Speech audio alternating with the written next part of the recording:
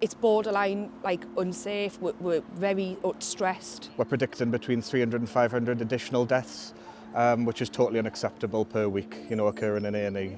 Support everything that you guys do. You're absolutely fantastic, and this is just a little thank you to show that the public are definitely on your side, and hopefully you get exactly what you're all looking for. We're here outside Newcastle's RVI hospital, where we're going to be speaking to nurses to find out exactly what the state of play is at the NHS at the moment, if morale is on the floor, what the working conditions are like, and exactly what things are like working during COVID. If you do like the video, don't forget to like, follow and subscribe. It does make a massive difference. And we've also teamed up with 2 Newcastle restaurants, the Chicken Coop and 2020 in Newcastle, who very kindly agreed to donate some food to the local nurses today. So we'll be handing that out, and you'll be able to see that later on in the video. We're also speaking to members of the public to find out what their response is to the nurses' strike at the moment, and if they support or not. Like always, if you can let us know your thoughts below, let us know if you agree with the nurses' strike, if you're hopeful of them getting the pay that they expect, and what your thoughts are on strikes at the moment in the UK as a whole. I'm Catherine. I'm a nurse, and I'm striking today for safe staffing and better working conditions for nurses. I'm hoping that we can get round the table and negotiate a decent pay rise that we so desperately need. It's borderline unsafe. We're very stressed. There's a lot of mental health issues amongst staff. We just want to make sure that the patients are safe, and we're more often than not being able to do that, and that's stressful for us because we don't want to make mistakes and we want to give the best patient care that we can. I think just the sheer volume of patients that are coming in with high expectations and we want to provide that high care, and we're not being able to do that, and that's really sad and upsetting to everyone. I'm very surprised that they've not even negotiated around a table. I thought that at least by now we would have had that discussion. Yeah, everyone's very supportive of us. They want us to retain and recruit more nurses, and how can we do that without it being more appealing? It's very low. It's just really sad because we didn't go into this job to be like this, and we shouldn't be. We should be able to do our job safely and provide that safe patient care. I think it depends. If he decides to negotiate and we can get better working conditions, that might attract more into into universities and things. But yeah, there's a lot that have retired sooner than probably what they thought they had. And I know a few of them that have retired sooner, and there's a few that have went into aesthetics, so lip fillers and things like that, because they don't want to work in the NHS anymore. I was there right at the start of COVID, and we kept having meetings about how long we could have masks on for. We were stressed about going home to our families. I had parents at home and things that I didn't want to give anything to. You were stripping clothes off at the door. It was just ridiculous. We felt really sad and upset that we weren't getting the right PPE, and it wasn't coming in quick enough, because we didn't know we were using aprons and stuff, but they were going straight away. It was really hard. It was a difficult place to work at that point, especially A&E, as well as all the wards. We just didn't know. It was just trying to filter through all the PPE to the right areas. It was just really stressful. I think in general, I think the COVID, we came together as a unit and we worked flat out, but we just didn't know what we were dealing with, and that was really scary, especially for our families. And my husband, he didn't want me to go into work because I've got 2 small children, and obviously his mother, she had diabetes and was in that category of being quite high risk. So it was really difficult. My message would be, you need to get round a table with the RCN and make a decision and negotiate. There's so much scope. We don't want the earth, we just want a little bit of negotiation and better conditions. My name's Emma, and I'm striking today because our profession is, we've got 48,000 vacancies nationally, and people can't afford to be nurses, and also we can't deliver the care that we should be able to. I don't think it'll put it off, because I think people are being put off now, because you'll have a load of debt, and if you, as a staff nurse, you'll never earn enough to pay your student loan off. So that's just ridiculous. So I think people are already being put off, and I think what this does is and the public is really quiet today the roads are quiet, but the public are supportive of us. There is, as A couple of times I said to patients that I would see them on Monday and then remembered that I wasn't, I would be on strike. So, and I've been very upfront and said I won't be in because I'm on strike, and they've all been like, absolutely, you know, and they are really supportive of us. Well, they see it, they're a patient, they can see that they're waiting ages when they ring their bell, and they're not, you know, things are tight, they can see that. I hope so. I think we've got a very strange government at the moment, and I think there's a degree of intransigence, but I'm thinking that probably the pressure's going to come from not just us but NHS employers as well, so we might, I hope, see some change. My job, I'm a specialist, so I go to every ward in the hospital to see patients that are referred to me, and the level of distress, you can feel it on the wards amongst nursing teams, particularly since COVID. You know, loads of people have been moved around, their wards have been disbanded and then set up as something different without any, you know, so there's been no time to recover, and there is a verbal acknowledgement that it was tough, and it is tough, but it doesn't translate into action. And again, I think because there are not enough nurses, there is only so much that any trust can do to make it better on the wards. Well, I've done this job, I've been a nurse for 40 years, and this is the absolute worst ever. I mean, I was nursing at the end of the 80s and in the early 90s where we thought it was pretty grim, but this is I've never seen it like this. There's not enough of us on the wards, there's not enough kit, there's just the basics, you know. It's awful. It is awful. You can feel the NHS crumbling around you. I have been surprised by the complete intransigence, the complete refusal to talk about pay. You know, you've got people, we've got a Prime Minister who his personal wealth is more than the royal family's, and he's telling me that if I ask for enough money to live on, or my colleagues, you know, 10% pay rise, he's telling me that I should just, you know, we'd love to give you more money, but we just can't afford it.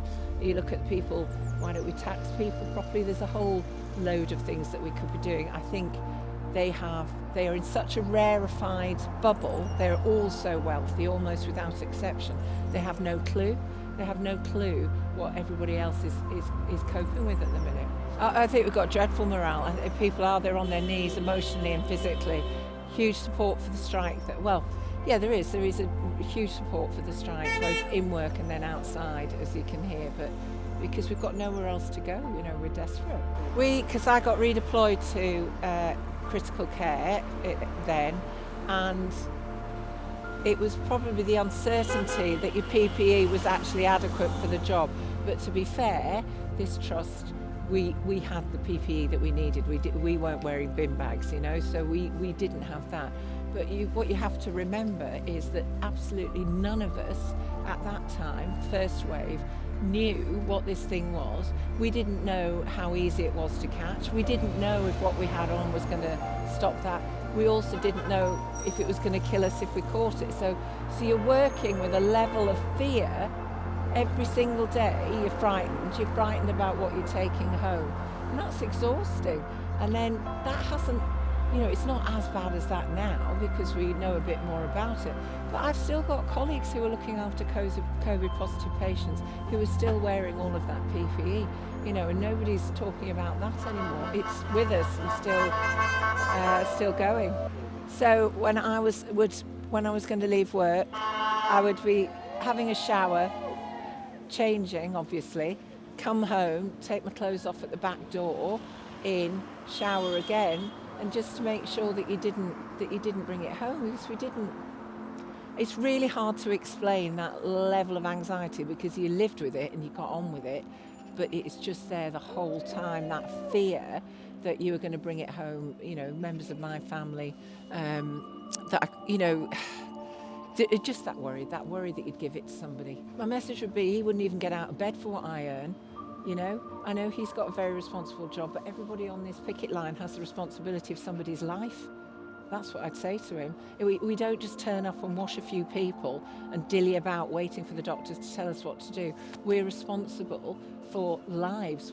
If we make a mistake, it can have a huge lifelong impact on somebody at its worst. That's a massive responsibility for which you should be paid more than $30,000 a year. My name's Alison. I'm striking today because we need to keep our patients safe. We need to regard and value the ward teams and the nurses who are working in there, every hospital worker actually, Pay is really, really important. We need to be paid better. We need to be valued. We seem to be recognised for the work that we actually do. But ultimately, we have to keep our patients safe, and there are just not enough nurses on the ground to be able to do that. Care is compromised on a daily basis. Patients are being kept as safe as they can be, but nurses are not feeling like we're able to give anything like the care that we should to be able to treat those patients properly. It's very, very difficult to retain staff.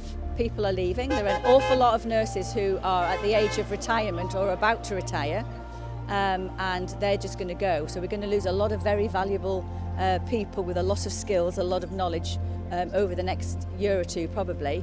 A lot of people who are already sort of in their sort of midpoint of their career are leaving because it's just not a job that you can do and live with the amount of salary that you get.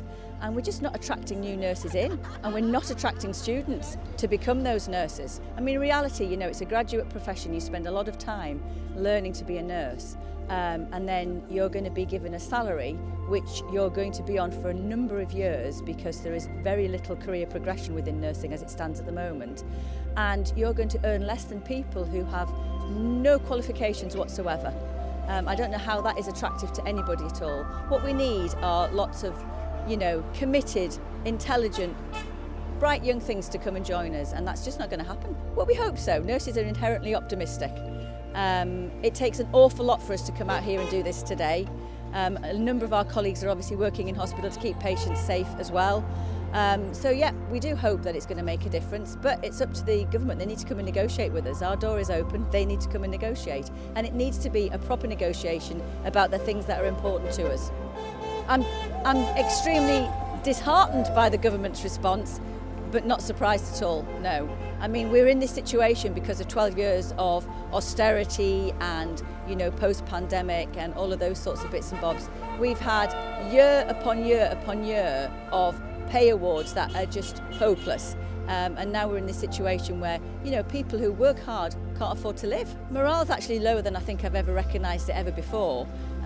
Nurses and a lot of other healthcare professionals are very close to burning out. The wards are busy, complexity is high. There's an awful lot of vacancies across the country, and it just means that people are working slightly longer shifts, not taking their breaks, having a very complex, very large caseload of patients to look after. It's a difficult situation to be in, and it's not tenable for very long. It is relentless. Well, I've been a nurse for in excess of 30 years and I've never known anything like it.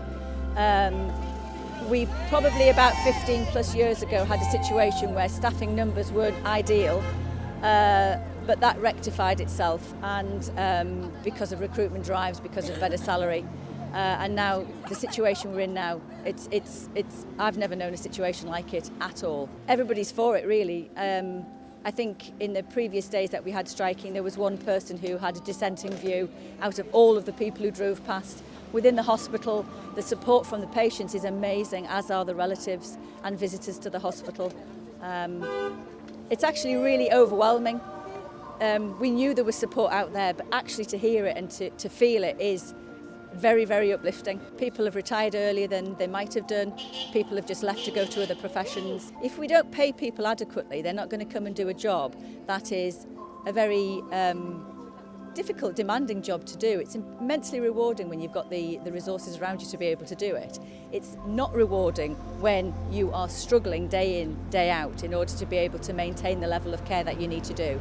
And if people can't actually create a work-home life balance and can't actually afford to live comfortably at home and are worried day on day in about whether they're going to be able to meet the bills, look after their children and all of those sorts of things, then people have to leave and do something that's better for their family. And the consequence is that nurses are leaving, and then leaving in droves. There will be. They've just done some recent statistics which show that if you're a single working nurse, you're about £500 worse off than you were 10 years ago, equivalent. If you have children, that goes to in excess of £1,000 a month worse, a year worse off. It's just phenomenal. So yeah, actually people are struggling. It was a really scary time because we didn't know what we were going to be dealing with. We didn't know what this bug was, what it was capable of. And an awful lot of patients, people came in and they were really, really unwell, and not a huge proportion, but a significant number of people above and beyond we would have expected died. And it was just really awful. It was quite harrowing actually not to be able to have family around, and that you were sort of mediating that for some people. A good proportion of people have made a significant recovery, and that was absolutely great. And once we did have some PPE and we could recognise what it was, that was a much safer place to be, but it was a really scary time. But it's the classic thing, we have those skills, therefore that's what we were going to do. So there was really no question of that. Nurses weren't going to step up and be able to do that. But it was a really scary time. Now we're in the situation where we're trying to catch up all those patients who couldn't come in for their elective surgeries and therefore investigations. So it's a very, very, very busy place. And of course it's winter, so we've got all of the classic winter pressures. So yeah, it's a hard place to work in the NHS at the moment. No, the COVID situation have amplified something that was going to happen anyway. We've been walking into a workforce crisis for a number of years. It's been highlighted by virtually every professional group over the last 5 to 10 years, particularly over the last 5 years. So all COVID did was amplify us. It got us to a situation that we would have got to a lot sooner. I've got elderly relatives and it was really, really hard to think that I couldn't see them so that I could carry on working in the hospital. You know, I was standing outside my father's door, so I couldn't go in, celebrating his 80th birthday while we're standing in the garden and he's inside. I'm in the fortunate position that no direct member of my family has died or suffered consequence from COVID, but there are many people out there who was in that situation. So for me, it was awful, and coming into work and seeing my colleagues in very dangerous situations, uncharted territory, was really emotional. There's an awful lot of stress and post-traumatic stress after it. A significant number of my team had post-traumatic stress and had to have had the care to look after themselves. So a lot of my team suffered direct consequences of being in there, and as a manager that's a really difficult position to be in. As a member of the public it was a really difficult situation. As a family person it was difficult. Just being in hospital was harrowing. It was really harrowing. They need to come and negotiate. They just need to come and talk to us. We are quite reasonable people. There will be a compromise here. There will be something that we can meet halfway, but we need to make sure that we attract nurses into this profession, that we continue to make sure that the profession is safe and can deliver the care that it needs to do so. And that's not going to happen unless they come and negotiate with us. We have got to the point where enough is enough. We cannot go on anymore. This is not an easy decision to stand here.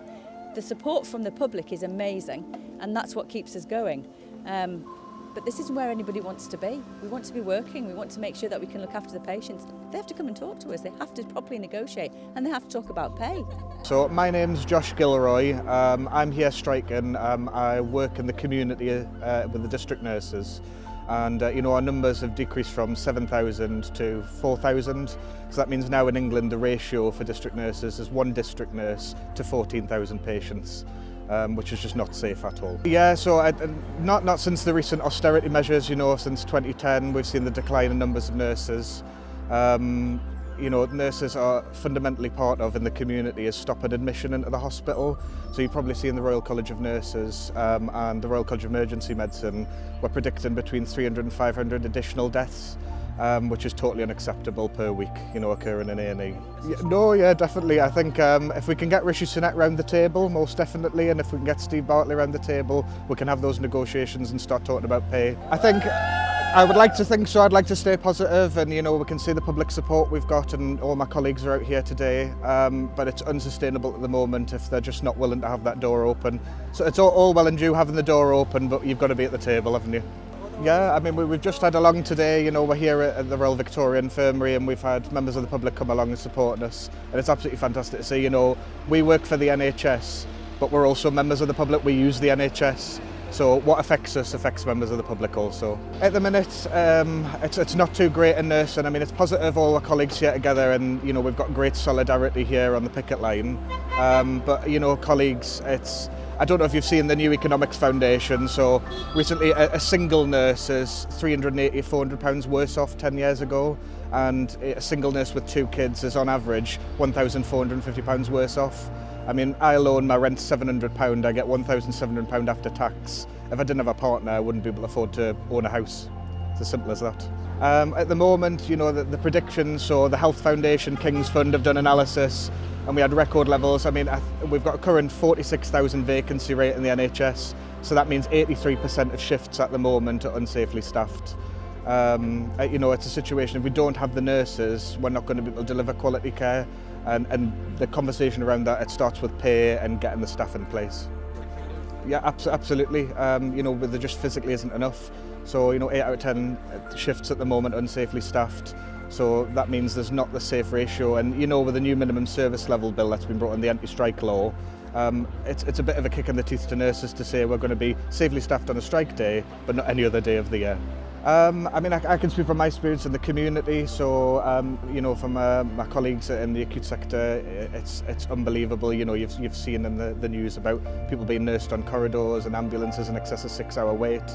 So, you know, things like when we do clot-busting medication, that means they're not meeting that NICE guidance for 4-hour window. In the community, that means we've got the worst ratio for district nurses to patients.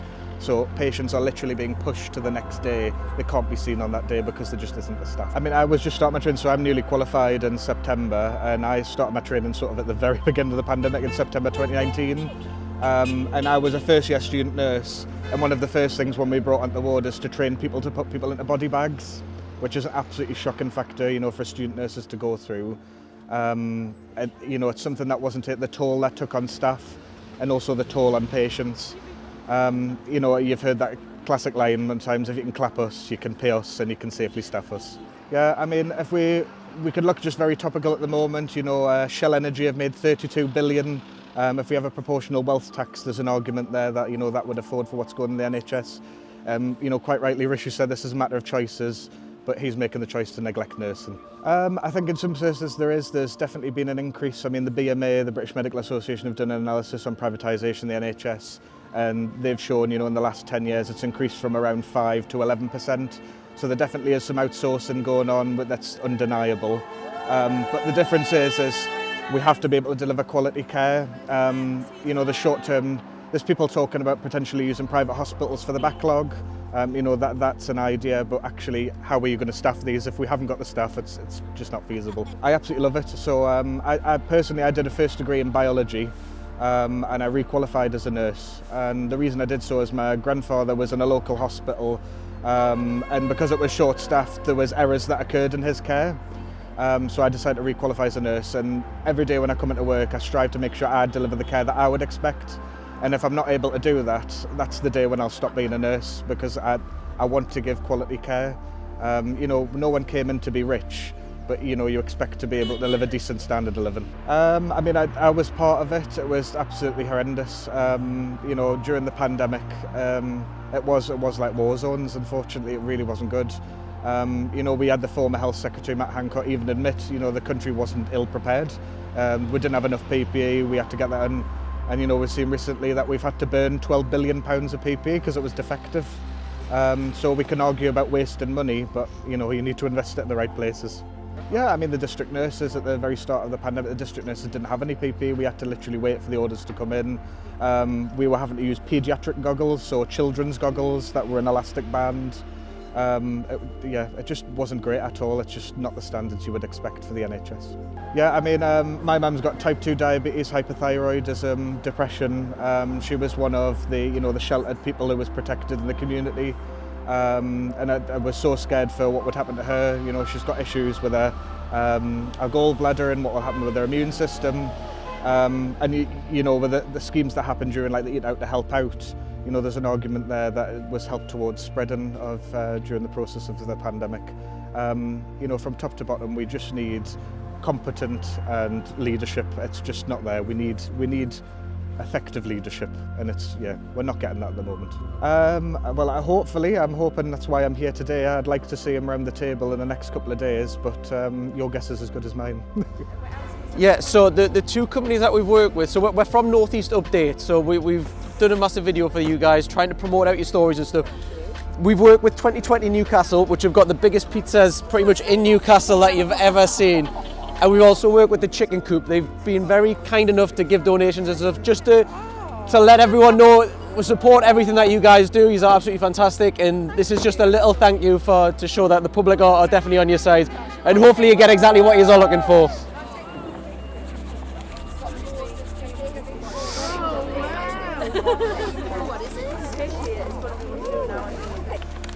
Plenty to go around though, hopefully enough for everyone. Yeah.